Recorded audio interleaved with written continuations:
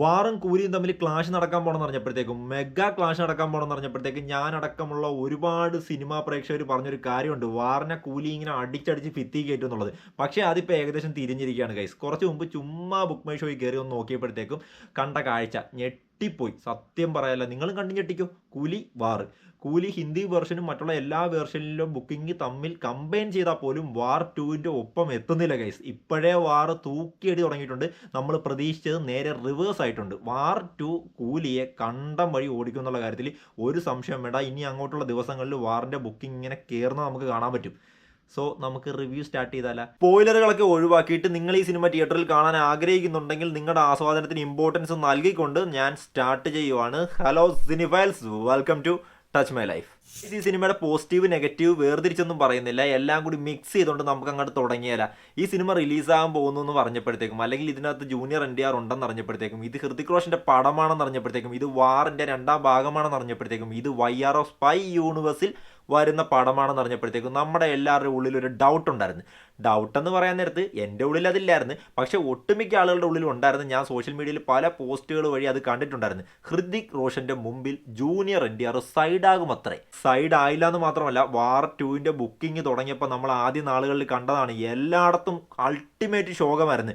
എവിടെ AP തെലങ്കാനയിൽ booking open ആകുന്ന അന്ന് മനസ്സിലായി ജൂനിയർ NTR ആരാണെന്ന് നോർത്തിലും സൗത്തിലുള്ള എല്ലാവന്മാർക്കും. കാര്യം HR ഉണ്ട്, HR ഇന്ത്യയിലെ ഏറ്റവും ബിഗ്ഗസ്റ്റ് സ്റ്റാറിലൊരാളാണ്, കിടിലൻ ആക്ടറാണ്. പക്ഷേ ജൂനിയർ NTRനെ അവിടെ കൊണ്ടുപോയി ഒരു സൈഡ് റോളൊന്നും കൊടുക്കാൻ പറ്റത്തില്ല. ഇവരുടെ രണ്ടുപേരുടെ ഇതിനു മുമ്പുള്ള സിനിമകളുടെ ബോക്സ് ഓഫീസ് അനാലിസിസ് നമ്മളൊന്ന് എടുത്തു നോക്കുകയാണെങ്കിൽ ഹൃതിക് റോഷന്റെ പോസിറ്റീവ് എന്ന ഫൈറ്ററിനേക്കാൾ മുകളിൽ നിൽക്കും നമ്മുടെ NTRൻ്റെ നെഗറ്റീവ് അല്ലെങ്കിൽ ഒരു മിക്സഡ് റെസ്പോൺസ് വന്ന ദേവരയുടെ ബോക്സ് ഓഫീസ് കളക്ഷൻ.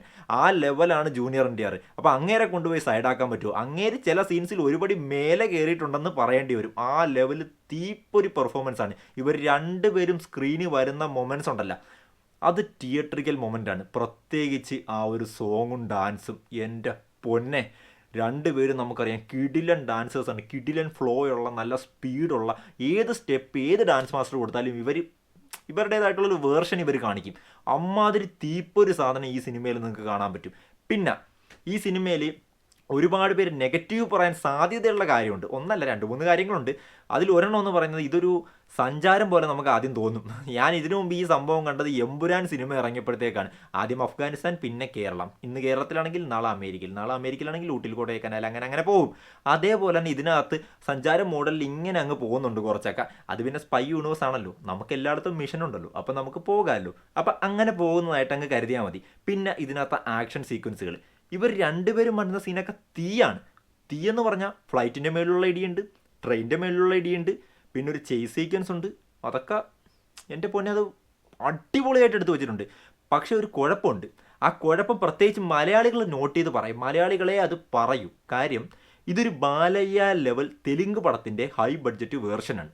അപ്പം ബാലയ്യ ലെവൽ തെലുങ്ക് പടത്തിനെ നമ്മൾ ആരാധിച്ചു തുടങ്ങിയിട്ടുണ്ട് മലയാളികൾ.